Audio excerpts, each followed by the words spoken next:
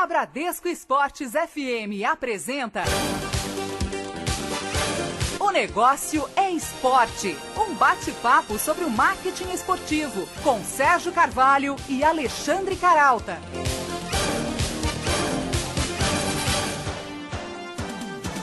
Boa noite para você ligado na Bradesco Esportes FM. Começamos mais uma edição de O Negócio é Esporte. E comigo aqui na apresentação do programa, o também jornalista Alexandre Caralta. Boa noite, Caralta. Boa noite, Sérgio. Boa noite, ouvintes. No programa de hoje, a gente vai mostrar que esporte e literatura formam uma poderosa dupla de ataque. Tanto que a Bienal, que começa na próxima quinta-feira, vai dedicar um espaço exclusivo às publicações esportivas. Olha, Caralta, e um dos escalados é o novo livro do jornalista e escritor Marcos Neves, 20 Jogos Eternos do Flamengo. O Marcos vai contar pra gente aqui hoje como essa dura tarefa de selecionar os jogos mais marcantes do time mais popular do Brasil.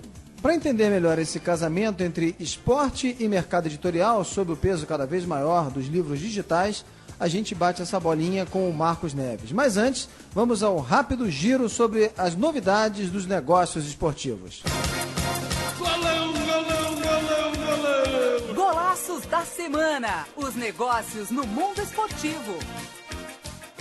A marca de óculos Arnett é a nova patrocinadora do skatista Felipe Ortiz. O curitibano de 23 anos se junta a mais 58 atletas patrocinados de diferentes esportes, como surf, wake e snowboard. Felipe ainda vai participar da série Multiple Personality Disorder, produzida pela marca, que vai ser filmada em Nova York. O Corinthians fechou uma parceria com a empresa Hello Research. O acordo tem o objetivo de expandir a marca do clube em território nacional e no exterior e o programa de sócio-torcedor, que hoje conta com mais de 65 mil associados.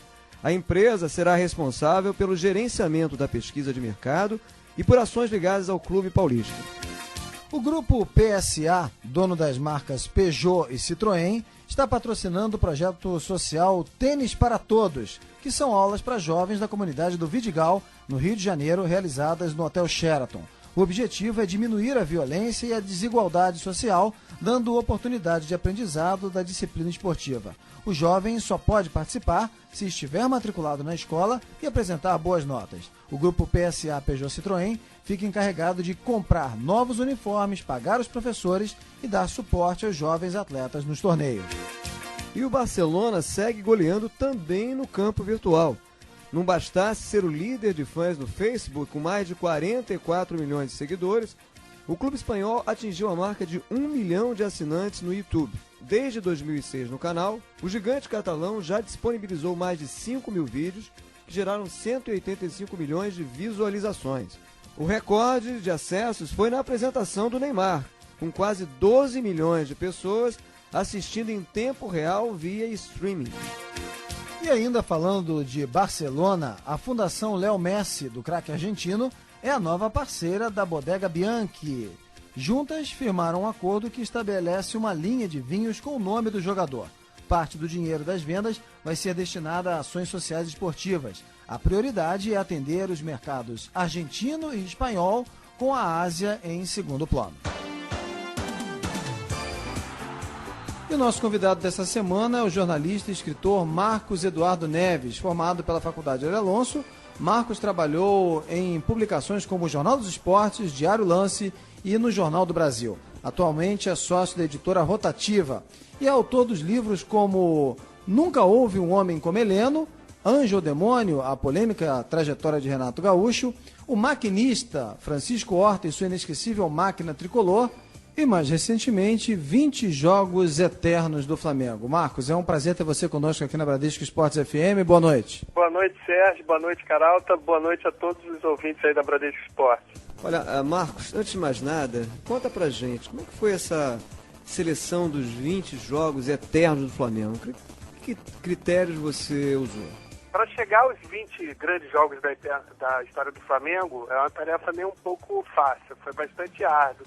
E o critério que tanto eu quanto a editora Maquinária decidimos usufruir foi de fazer uma enquete com, digamos, uma seleção de notáveis rubro-negros, Rui Castro, Roberto Assaf, Renato Maurício Prado, enfim, nomes acima do bem e do mal ligados ao clube, de certa forma, para que eles escolhessem, votassem nos seus grandes jogos. A partir de então, a gente fez um somatório dos votos e foram eleitos 20 que tiveram maior votação, né? E a partir daí eu pude mergulhar na pesquisa e em cada um dos 20 grandes jogos e fazer o trabalho que eu já venho fazendo, de unir um texto informativo com bastante pesquisa de época, né, para tentar levantar aquele momento, trazer de volta à tona. Bom, ainda por curiosidade, a gente sabe que essa tarefa de fazer uma lista ela é sempre ingrata porque você exclui muito mais do que inclui.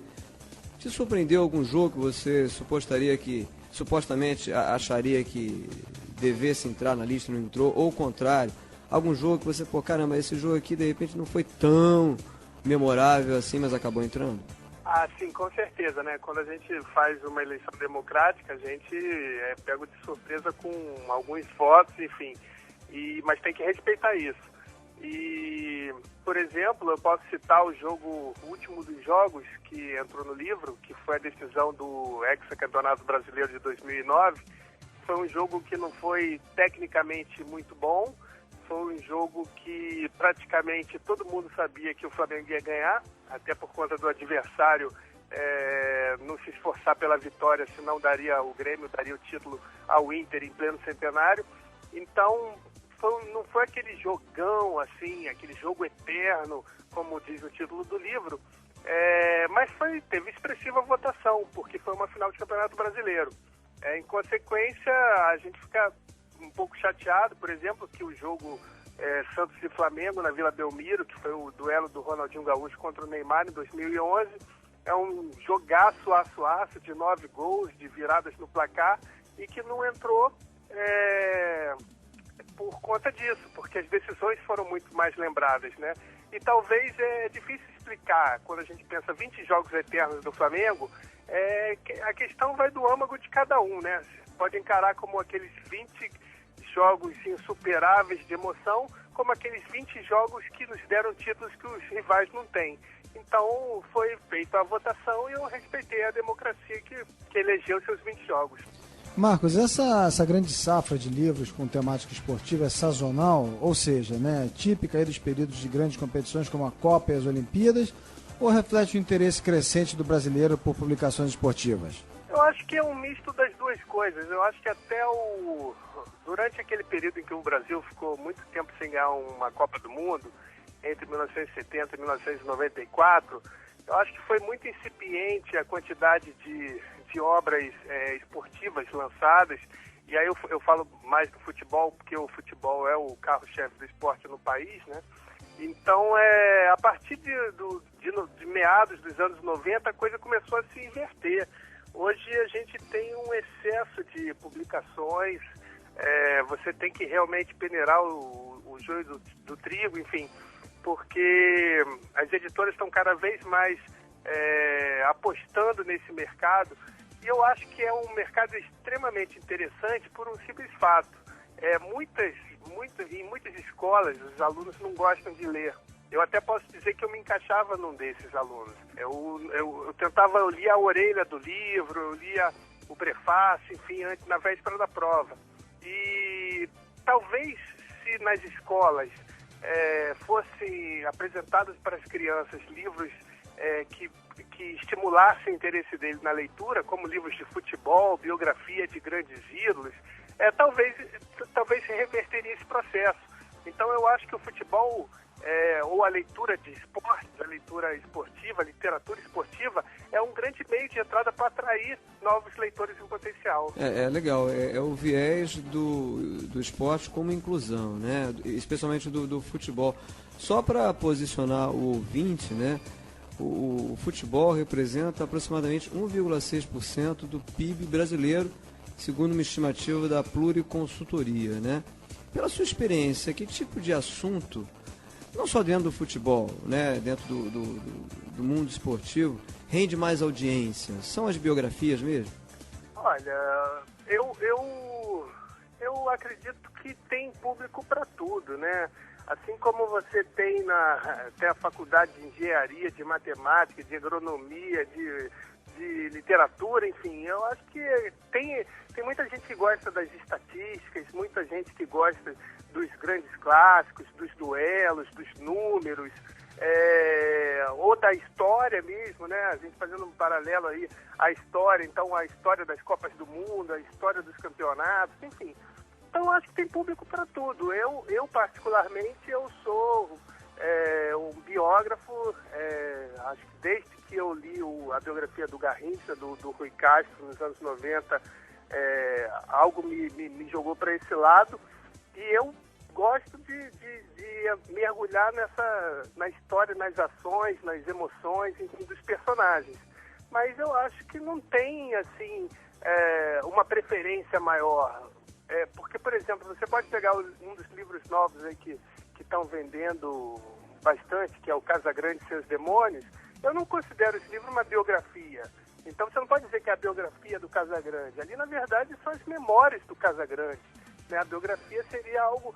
Aliás, biografia seria um tema até que a gente poderia desenvolver mais, né? Por causa de tantas polêmicas aí, agora voltando à Câmara, quando já estava indo para o Congresso sancionar a lei de liberdade de expressão, enfim. Então, biografia é um campo meio controverso aqui nesse país, né? São autorizadas as biografias chapa brancas, com aprovação do personagem, e isso é um campo minado para nós biógrafos. Aproveitando então que você está falando aí da questão das biografias, esse projeto que tramita no Congresso, né, que pode dispensar os autores e as editoras a pedirem autorização às famílias dos biografados, né? Claro que as calúnias continuariam sujeitas a punições.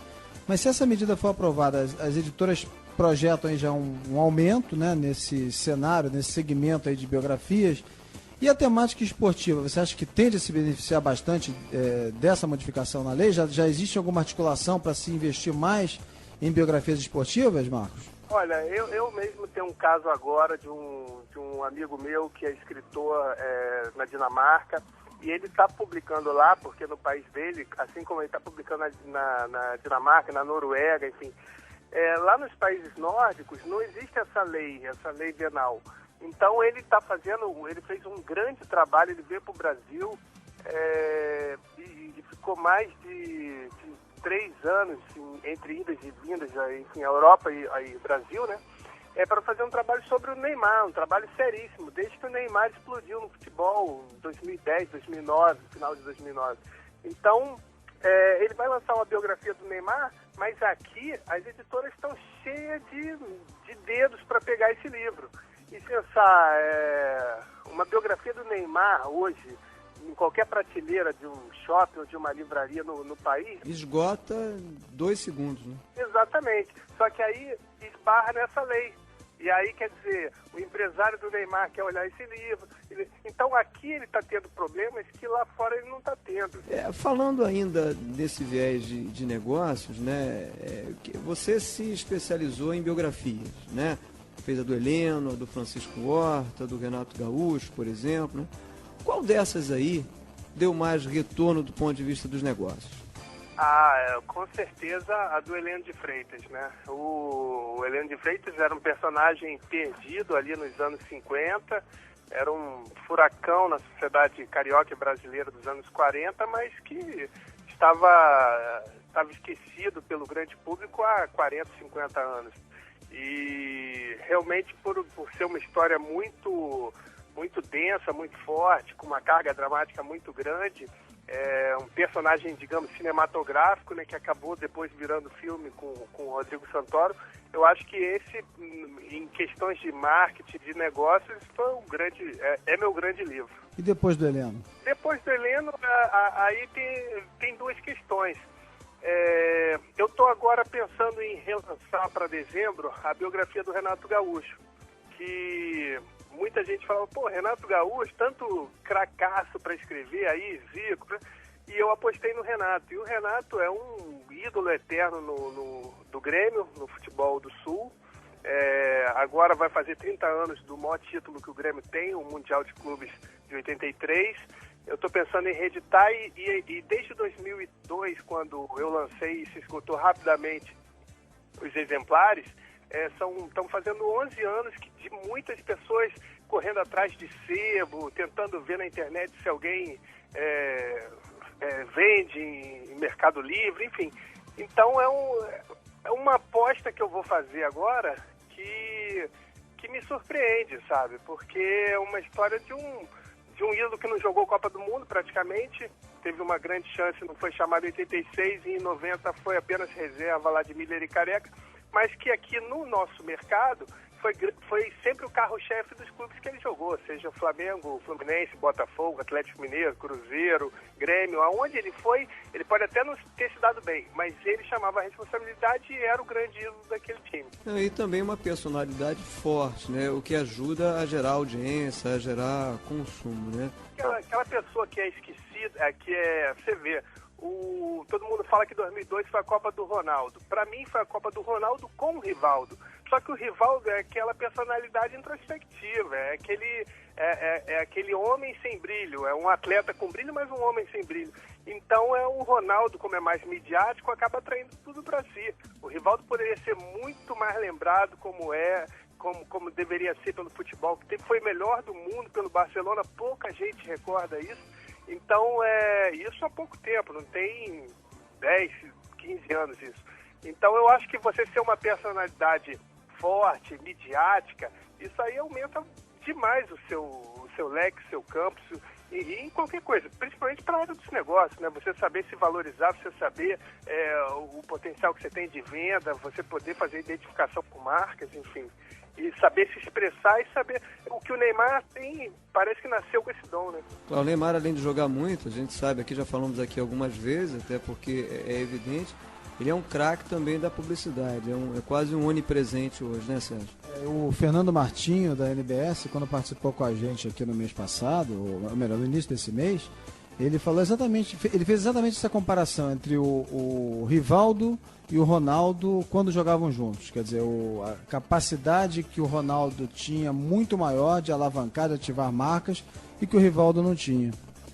Marcos, eu queria ainda nesse campo aí de modelo de negócios, falar um pouquinho da composição ideal que você considera entre editora, autor e eventualmente patrocinador, né? Como é que é feito esse meio de campo aí? Olha, isso é algo que depende, que varia muito. Acho que hoje em dia, com esses incentivos fiscais por parte de projetos de governo, incentivos culturais, fica muito mais fácil de você poder ser subsidiado para fazer um grande trabalho, né? A editora, quando você pensa em fazer um livro, o autor ele só tem direito a 10% do que esse livro vender. Eu acho isso uma lástima, porque a gente fica às vezes 2, 3 anos mergulhado numa história e vai receber 10% de todo o lucro que esse produto advier. Então, os outros 90% como ficam? Fica 50% com a livraria, que é onde expõe para o consumidor final, fica 20% com a editora e fica mais 20% com a distribuição que esse livro vai ter, porque você tem que fazer um livro de caráter nacional, como, por exemplo, um livro de um craque de futebol, de um craque de ponta, que é conhecido aqui, é conhecido no Acre, é conhecido na Bahia, é conhecido em Minas Gerais. Quer dizer, esse livro tem que estar, se ele for ídolo nacional, tem que estar em todos os pontos, então a distribuição é fundamental. Então, é uma faca de dois gumes você ser autor no Brasil, primeiro, pela quantidade de leitores que é muito incipiente. Você chega na Argentina, anda pela Avenida Corrientes, que é uma das principais de Buenos Aires, e vai encontrar 8, 10 livrarias, às vezes em 1 ou 2 quarteirões. E todas cheias. E por quê? Porque lá o livro está custando R$5, fazendo a cotação pro real. Então, aí, tá R$5 o livro, a outra livraria bota por R$4,50. E aí motiva todo mundo comprar e você senta no metrô em Buenos Aires, ninguém tá lendo um jornal sensacionalista. Tá todo mundo lendo livro. Então, quer dizer, é um outro tipo de público que não é o nosso. Mas de qualquer maneira, Marcos, eu penso que há evidências de que a gente já vem avançando, né? Mas assim, um best-seller no Brasil é quando atinge 20 mil exemplares. É muito pouco. Se você pensar assim, um livro de R$40, vender 20 mil exemplares, faz as contas do autor ganhando 10%, quanto que ele ganha? Seria R$4 por livro, 80 mil. E aí, digamos que ele ficou 2 anos numa pesquisa, divide por 24 meses 80 mil. Ou seja, se não houver incentivos fiscais, se não houver interesses de patrocinadores, fica bastante complicado ser autor no Brasil. E, graças a Deus, o futebol ele está tendo esse olhar maior das pessoas. As pessoas não estão encarando o futebol como antigamente se encarava, como um fator de marginalização. Futebol não vai te levar a nada, futebol não dá dinheiro. Não, hoje as pessoas veem o futebol como um meio de vida, um meio sério de aposta e investimento. Então, os patrocinadores estão percebendo que, seja com nome na camisa, com placa no estádio e até com uma logo num livro, eles podem ter o retorno. Bem, aproveitando então esse gancho do patrocínio que você estava falando, só para a gente situar o ouvinte, a gente está conversando essa semana aqui com o escritor e jornalista Marcos Neves, autor do livro 20 Jogos Eternos do Flamengo. Ele também é sócio da editora Rotativa. Então, em relação ao patrocinador, algumas dessas publicações, Marcos, já foram patrocinadas, quer dizer, esse é um caminho que também deve crescer, né? O dos livros patrocinados, inclusive dos e-books patrocinados, aproveitando a lei de incentivo à cultura? Sim, com certeza, mas infelizmente eu estou tendo pela primeira vez um livro patrocinado realmente, que é agora um livro que eu estou fazendo para o jogador Alex do Curitiba, mas é um livro que só vai chegar às livrarias em dezembro de 2014.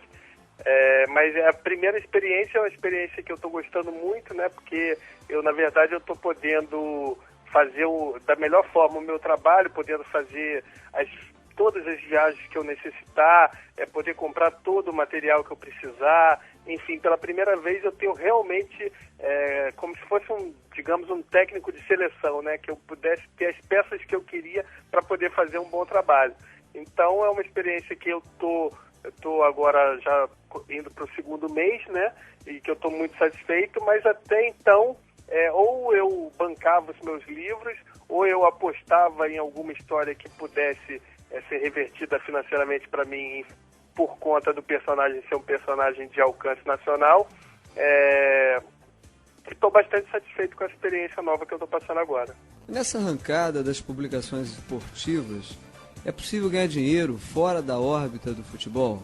Com essa pergunta, Marcos Neves, nosso convidado de hoje no Negócio é Esporte, ele que é jornalista, escritor, autor do recém-lançado 20 Jogos Eternos do Flamengo. Essa pergunta o Marcos responde logo depois do nosso primeiro intervalo. É rapidinho, a gente volta já já. Um pit stop. O Negócio é Esporte volta já, na Bradesco Esportes FM.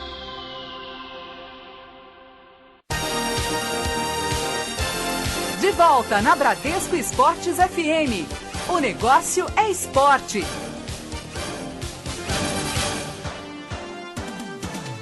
De volta aqui na Bradesco Esportes FM com o Negócio é Esporte, e eu lembro que você pode curtir a nossa página no Facebook, seguir o nosso perfil no Twitter. O nosso perfil é o @onegócioesporte, @onegócioesporte, e também ouvir essa entrevista assim que o programa termina no ar. Você pode acessar o nosso site e ouvir a entrevista novamente, e também ouvir as entrevistas dos programas anteriores. É só acessar o nosso site www.onegócioesporte.com.br, onegócioesporte com 2 es.com.br.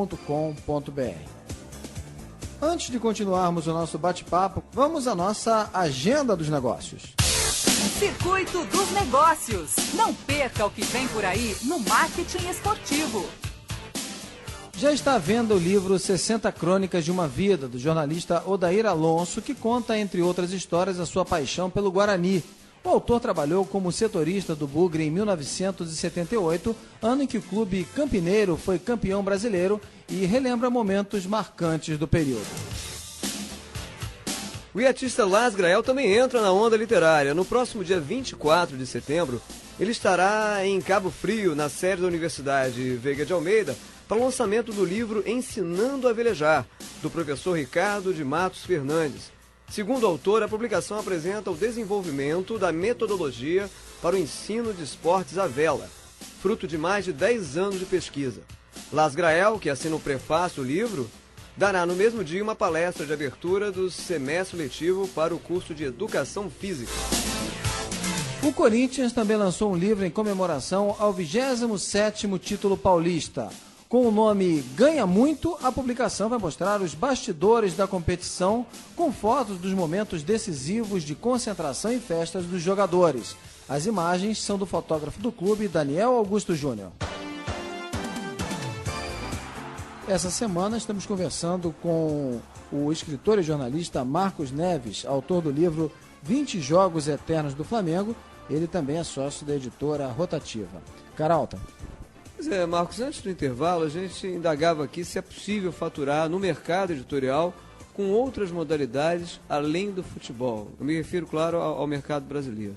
Só para a gente ter uma ideia aqui, estima-se que o mercado do futebol no Brasil movimente algo em torno de 550 milhões de reais por ano.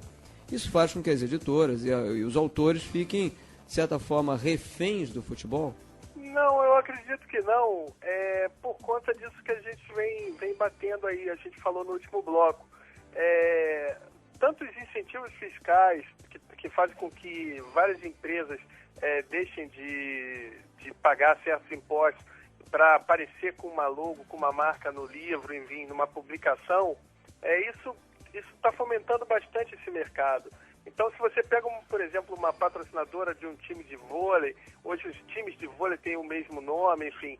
Então, uma Furnas da vida que investe bastante em esporte, enfim, e que às vezes quer um retorno numa publicação que não necessariamente vai ser consumida por leitores, mas para a empresa, para a própria empresa, para parceiros, enfim.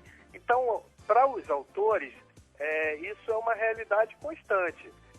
Tem duas coisas, duas searas diferentes para o autor. O livro que é feito para o mercado consumidor e o livro que é feito para empresas específicas.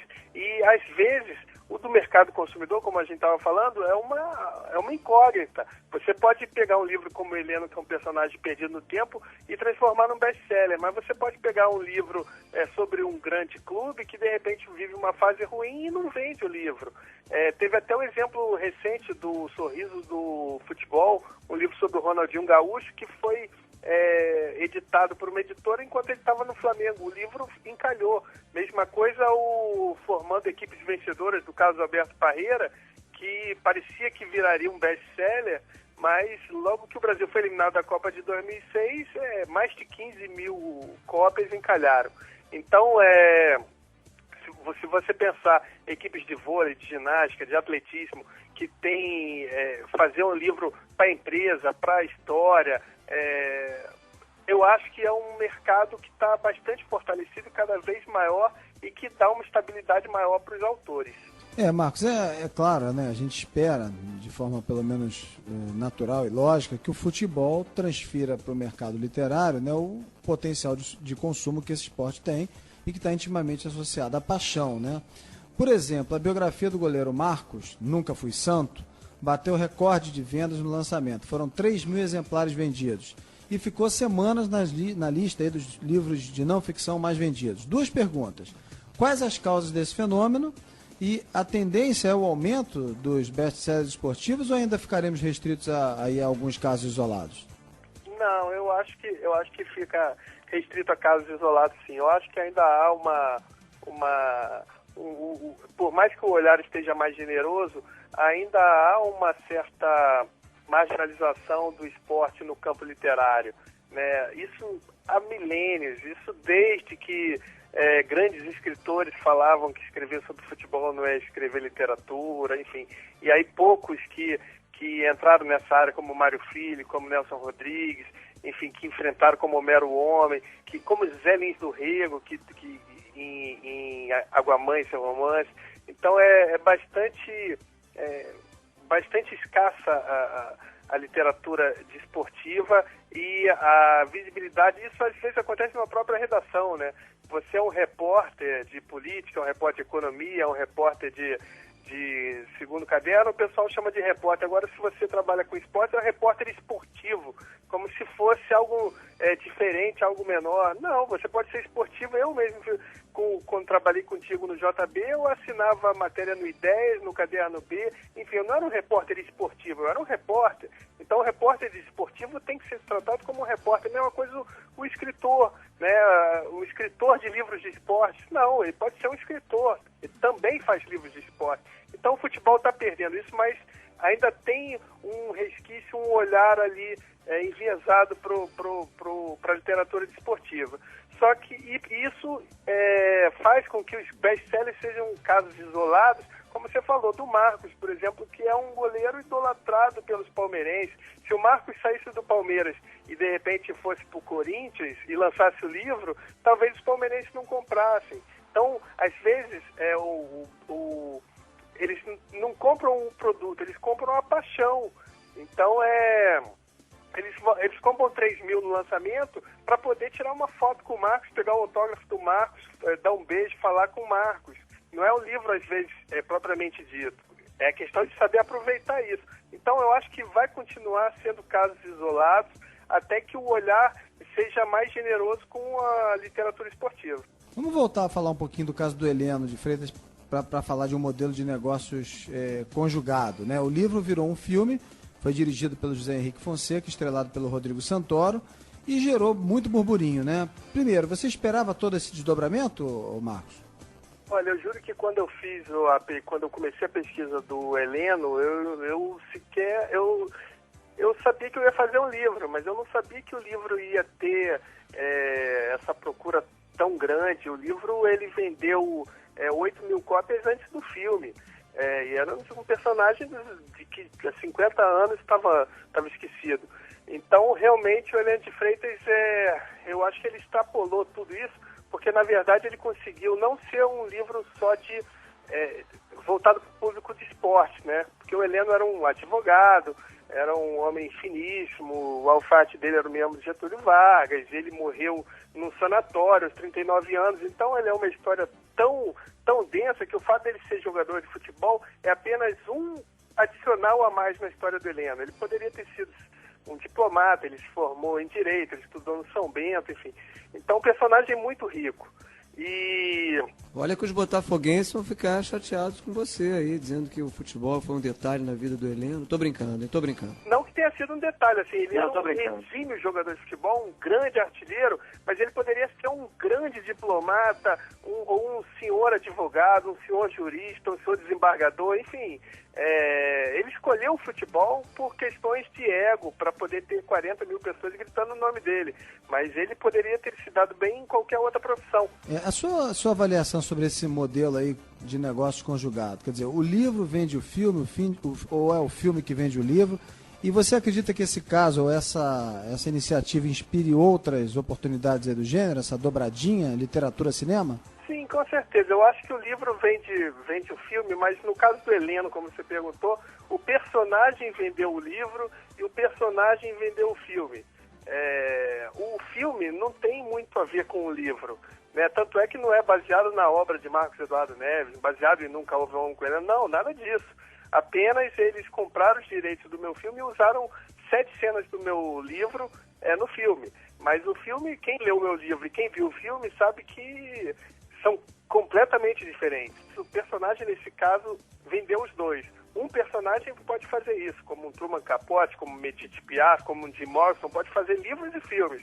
Não necessariamente um livro vai dar no filme, mas a questão aí já vai para o autor. Se o autor tiver uma boa pegada e se a história for edificante, for emocionante, tiver base, tiver solidez, aí sim, tudo tem meio caminho andado para uma dobradinha. E é legal que são leituras diferentes, muitas vezes complementares e tal. Eu acho que quem ganha com isso é o espectador, é o leitor, enfim. Mas eles também foram diferentes do ponto de vista dos negócios, né? Apesar do burburinho, né, o filme ele ficou aquém do esperado, levou, do ponto de vista comercial, né? Levou 50 mil espectadores só nas 2 primeiras semanas e tal de exibição. Eu te pergunto, eu sei que a sua praia é mais literatura, mas você acha que é difícil fazer cinema com esporte? Pois exatamente. Eu acho que até mais do que com o esporte, porque eu acho que há casos de filmes de esporte muito bem sucedidos. Você pode pegar, por exemplo, o Rocky Balboa lá com o Sylvester Stallone, que virou uma série e até hoje meu filho de 12 anos gosta de ver e rever os filmes da série do Rocky. Você fazer um filme, por exemplo, de futebol é muito difícil. Porque como é que você vai dizer pro zagueiro, toma esse drible e não soar fake numa cena? Então, o futebol trabalha com improviso, sabe? Na verdade, um drible nada mais é do que uma improvisação que o artista está fazendo em cima do outro que não está esperando. Então, você, numa cena, querer imitar o Garrincha, como pediram para o André Gonçalves fazer na reconstituição cinematográfica do Estrela Solitária, é uma aberração. Então, você tende a perder muito da credibilidade, você tende a ser muito difícil fazer um filme de esporte, de futebol propriamente dito. O Heleno, por exemplo, tentou sair por um viés diferente, fazer um filme sobre a vida do Heleno em que tinha pinceladas de futebol, o que aí gera uma outra discussão. Os fãs de futebol que queriam ver o grande Heleno ídolo saíram completamente revoltados, que só viram o Heleno decadente, o Heleno drogado, o Heleno mulherengo. Então, é uma faca de dois gumes fazer um filme, principalmente sobre futebol, que você tem que lidar com improvisos que é difícil de você na hora fazer. Aí a não ser que você parta ali para uma comédia, por exemplo. Eu lembro que o filme que tem uma temática esportiva mais assistido é justamente a comédia, O Casamento de Romeu e Julieta. Nesse caso, né, fica um pouco mais fácil de você trabalhar. Aí o Mário Prata foi pro torcedor de futebol, né? Aí fica mais fácil. Outro exemplo bom é o Boleiros, principalmente o Boleiros 1, do Hugo Giorgetti, que é um filme que eu considero muito gostoso de ver, sabe? Que você vai ver o bastidor do futebol, né? O ex-jogador ou o craque galã que tira o companheiro de quarto para ficar com a menina na concentração. Então, quer dizer, o dentro de campo, Caralto, que eu acho que é o mais difícil.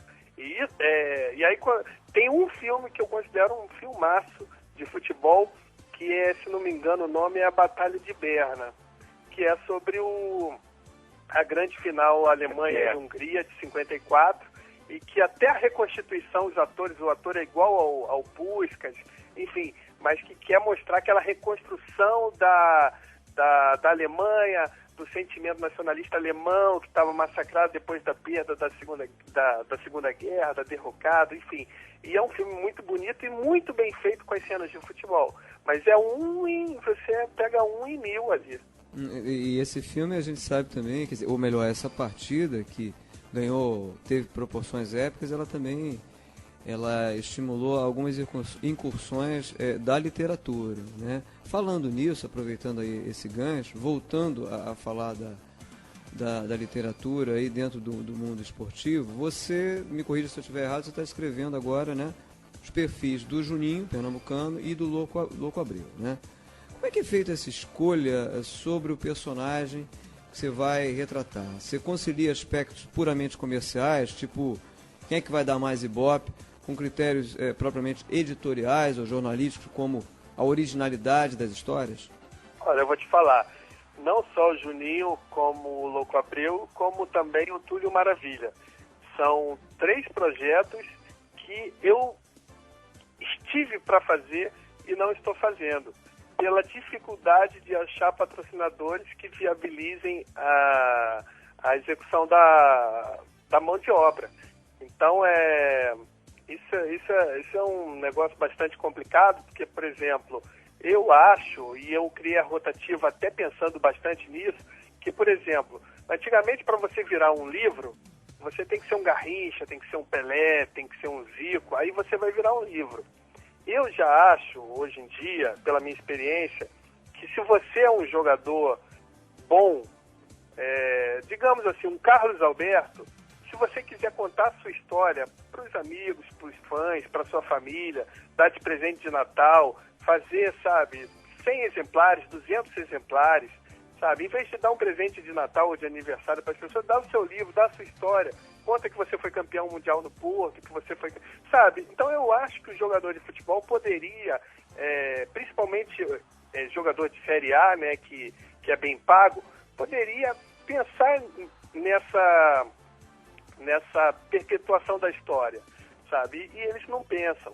Então eu tive longos papos com o Louco Abreu, com o Túlio Maravilha, com o Juninho Menos, mas eles preferem que se ache um parceiro interessado em viabilizar economicamente a mão de obra do autor, do que de repente eles investirem na obra como um retorno para o futuro deles, para a imagem deles.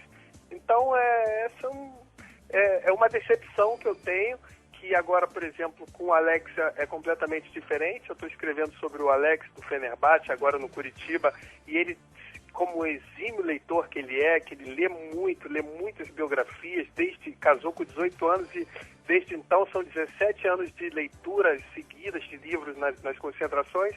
Ele está investindo na sua própria biografia.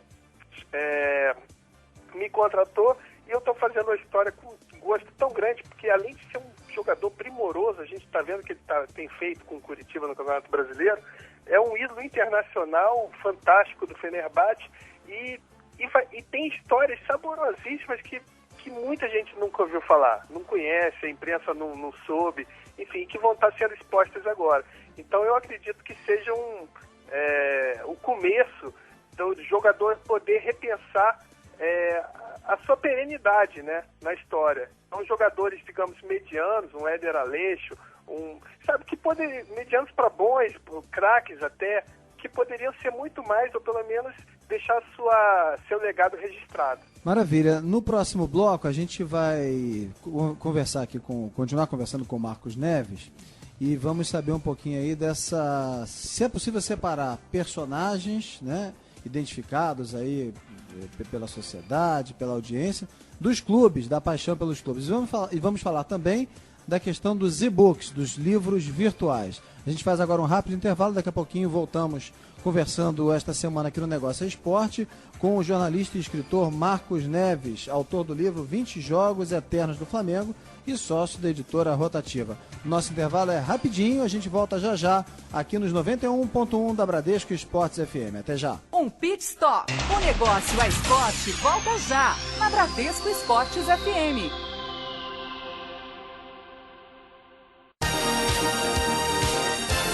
De volta na Bradesco Esportes FM.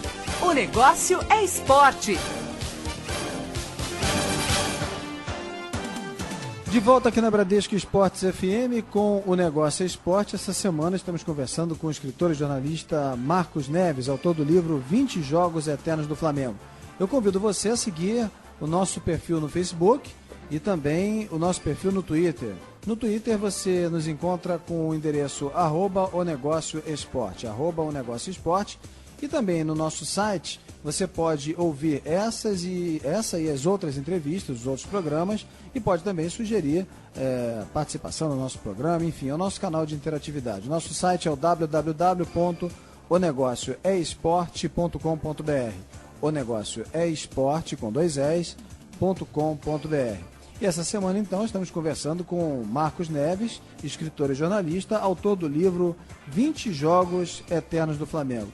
Antes do intervalo, a gente estava falando da questão da tentativa, né? Se é possível separar ídolos ou personagens da paixão pelos clubes, né, Carolta? Nessa tentativa de ampliar a base de leitores, né, é possível conseguir dissociar determinados personagens ou biografados de marcas com as quais eles são muito identificados. Por exemplo, é possível um rubro-negro, um tricolor, ou um vascaíno, né, devorar uma biografia do Louco Abreu, por exemplo? Olha, Carol, eu acredito que sim, porque eu acredito nas histórias mais do que nos personagens, né? Então, hoje em dia, então, que os jogadores trocam muito de camisa, fica mais fácil ainda. Então, por exemplo, um dos meus sonhos de consumo que eu espero poder realizar um dia, principalmente quando mudar a lei de biografia, é escrever sobre o Edmundo, eu acho que seria uma porrada por parágrafo, sabe? Seria muito interessante para o leitor e para mim pesquisar sobre isso. E ele que transitou por muitos clubes, né? Mas tem uma identificação ali em São Paulo com o Palmeiras e aqui no Rio com o Vasco, né? Mas eu acho que o rubro-negro saborearia um livro sobre o Edmundo, relembrando as confusões, os dedos na cara, os chutes nos cinegrafistas, enfim. Então eu acho que é possível sim, porque mais do que o personagem propriamente dito, estão as histórias. Isso é o fazer um livro. Maravilha. Agora, Marcos, o autor, muitas vezes, tem que seguir aí também algumas determinações da editora, né, do patrocinador, em relação ao biografado, também ao roteiro. Que táticas você usa para harmonizar esses interesses? Quer dizer, você chegou a dar um cartão vermelho para alguma interferência ou sugestão ou não? Não, eu costumo discutir bastante as sugestões. Eu acho que quando a gente faz uma grande pesquisa, a gente fica com 400% do livro dentro do laptop. Então a gente chega aos 100, mas sobram 300 que não entram. Então talvez se tiver que tirar alguma coisa, sempre vai ter alguma outra coisa muito boa que finalmente vai poder entrar.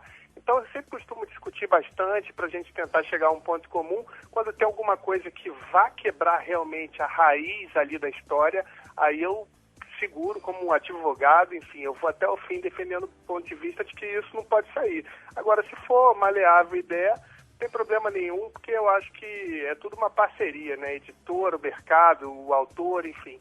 Então, para não agredir o consumidor final, nem para denegrir a imagem, talvez, da editora, ou, enfim, a gente faz um jogo que todos os interesses sejam completados. E a internet, ela é parceira também? Ela veio para ajudar essa produção? Ou até que ponto ela pode ser parceira e até que ponto ela pode atrapalhar? Não, eu acho que a internet é super válida, né? Antigamente a gente tinha Barça, Mirador, hoje o Google te ajuda bastante. É claro que vai ter muita inverdade, muita mentira falsa, mas pelo menos te aumenta o panorama até do que você perguntar e para começar a apurar. Então a internet nesse sentido, a internet no sentido das redes sociais, hoje você quer encontrar um personagem, você pergunta a alguém, imediatamente em questão de minutos já tem 20 pessoas te fornecendo contato, telefone, dizendo que conhece, sabe onde mora. Antigamente você tinha que pegar o telefone e ligar uma a uma. Então a internet ajuda bastante. Nessa questão de livros, eu acho que o futuro do livro é você, por exemplo, estar escrevendo uma biografia de futebol e falar que o Renato Gaúcho fez a jogada tal, você vai ter digamos, entre aspas, um YouTube mostrando a jogada tal, quer dizer, no livro. Então vai ser um livro que o leitor vai interagir visualmente, né? Então acho que tem tudo a ver para ser ainda melhor, né? Porque vai somar, além do seu texto, a possibilidade de resgatar uma imagem no livro. Esse é um caminho bastante interessante aí da multimídia, né? Da convergência das mídias. E era até interessante saber a tua opinião, até que ponto esses e-books, ou talvez até uns livros multiplataforma, aí, já incluindo vídeo, como você já até está sugerindo, né? Na sua opinião, qual o melhor modelo de negócio para aproveitar esse novo formato que a gente está encontrando agora aí, com essa convergência de mídias, em especial para o esporte? Olha, eu acho que para o esporte é fundamental, né? Porque o esporte é visualização. Você vai escrever sobre um salto com vara, você precisa ver aquele salto, sabe? Você vai escrever sobre a velocidade do Usain Bolt, você tem que ver aquela prova, entendeu? Então eu acho que pro esporte ter um e-book, enfim, em que as marcas são passadas, né? Você vai lançar um livro sobre o César Cielo e, de repente, daqui a 2 semanas ele bate o recorde. No e-book você pode atualizar, no livro físico não. Então eu acho que é fundamental saber usar isso, mas isso está começando ainda, né? O meu filho hoje domina a internet muito mais do que eu, e assim sucessivamente vai acontecer. Então eu acho que com o futuro, tudo ainda é muito incipiente nesse mercado de e-book, de internet. Hoje o Heleno vendeu 18 mil exemplares e não passaram de 500 os e-books. Então é uma diferença gritante. Então a gente está começando, está tateando, mas o futuro é bastante promissor. Bom, a gente está chegando aqui ao fim do nosso programa de hoje, né? O Negócio é Esporte, que está batendo um papo aqui com o Marcos Neves, jornalista, escritor, autor do recém-lançado 20 Jogos Eternos do Flamengo e sócio da editora Rotativa. Mas antes a gente tem o que, Sérgio? Daqui a pouquinho já a gente vai ter o apito final, mas eu quero lembrar que o Marcos vai estar no dia 31 no estande da Livraria Pontes, distribuindo autógrafos, conversando sobre futebol com os leitores, não é isso, Marcos? Exatamente. A Livraria Pontes, que é especializada em livros de esporte, não só sobre futebol, mas sobre todos os esportes, marketing esportivo também. E eu vou estar lá a partir das 7 horas da noite, no dia 31, recebendo todos os leitores, não só rubro-negros, mas apaixonados por futebol. Muito bem, tá feito aí o convite, né, Sérgio? É isso aí. E agora sim, então, tá chegando a hora do nosso... Apito Final. E no apito final, conversando essa semana com o Marcos Neves, escritor e jornalista, autor do livro recém-lançado 20 Jogos Eternos do Flamengo e também sócio da editora Rotativa. Começar perguntando a você, Marcos, sobre uma jogada de mestre. Uma jogada de mestre eu considero a editora Maquinária, que é a editora que está lançando o meu livro dos 20 jogos, porque ela é totalmente voltada para esse mercado do futebol e ela pensa sempre séries. Ela teve séries dos 10+, que eram os 10 maiores craques de cada grande clube brasileiro, e agora está vindo com essa série dos 20 grandes jogos de cada grande clube brasileiro. Então acho que é uma boa sacada, porque faz com que uma gama gigantesca de torcedores se sintam privilegiados de recordar os grandes momentos do seu time. Marcos, uma bola fora agora.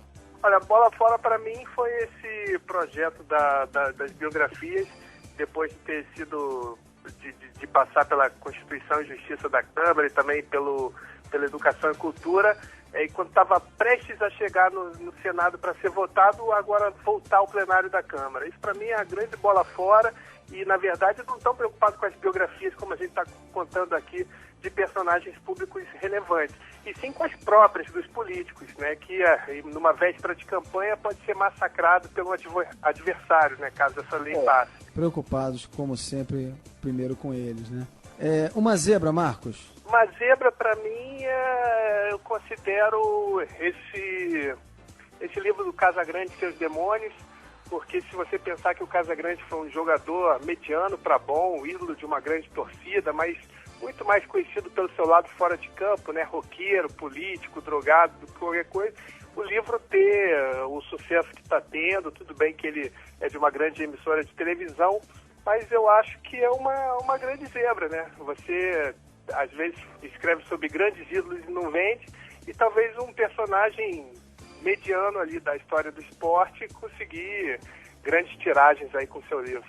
Beleza, pra gente fechar, Marcos, uma aposta. Uma aposta, eu aposto nesse livro que eu estou escrevendo sobre o Alex, mas é uma aposta só pro ano que vem. É um sujeito acima da média, um sujeito que lê bastante, muito interessado em que eu escreva a verdade, abrindo o baú para que não escreva só as coisas boas, para que não seja uma biografia chapa branca, e fora disso um craque do futebol.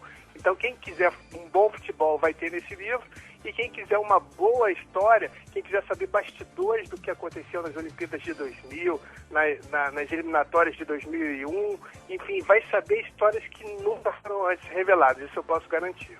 Maravilha, quero agradecer aqui a participação do escritor e jornalista Marcos Eduardo Neves, autor do livro 20 Jogos Eternos do Flamengo, sócio da editora Rotativa. Aliás, lembrar mais uma vez que o Marcos vai estar no próximo sábado no estande da Livraria Pontes, a livraria especializada em esportes, participando no estande da Livraria Pontes na Bienal do Livro, né?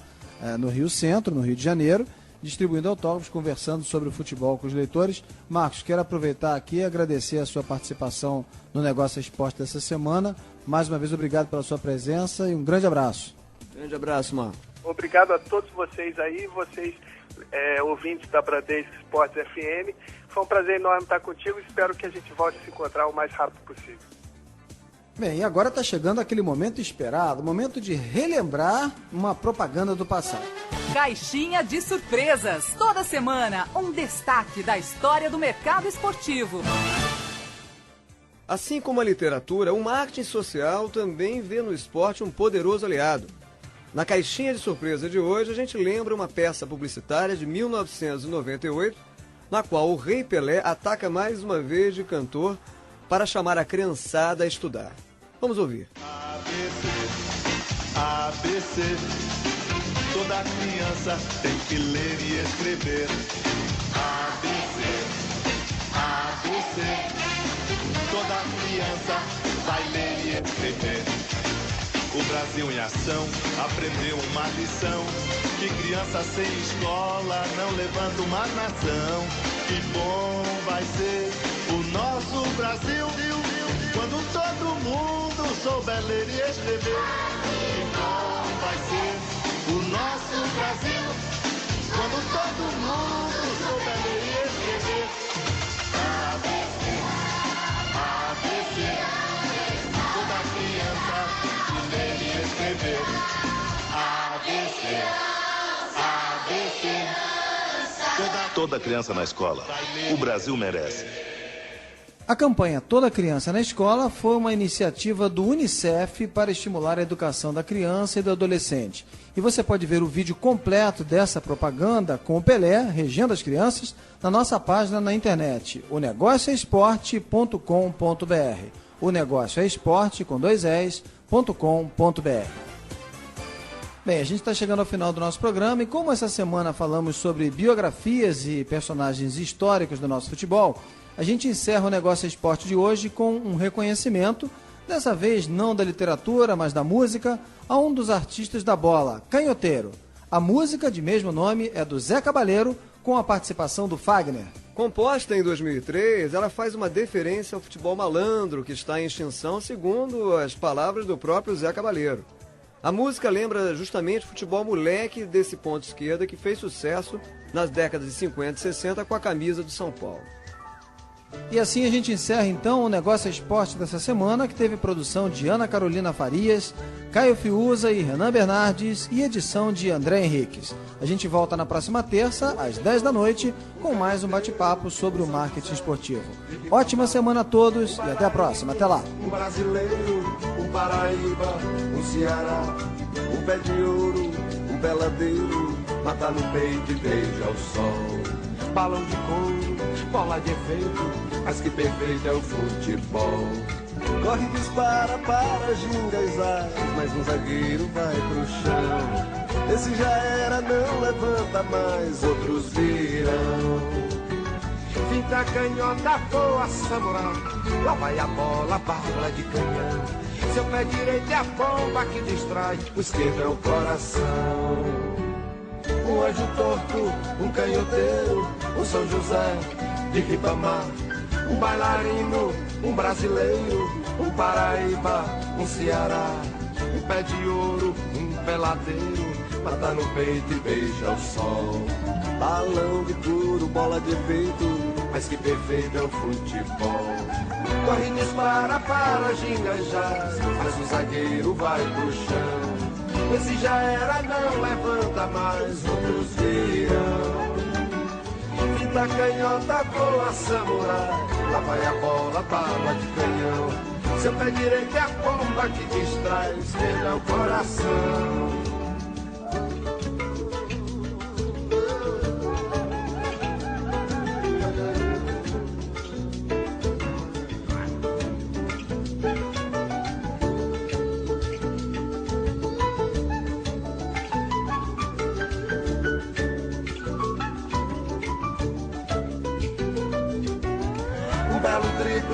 Decide o jogo, um grande baile do futebol.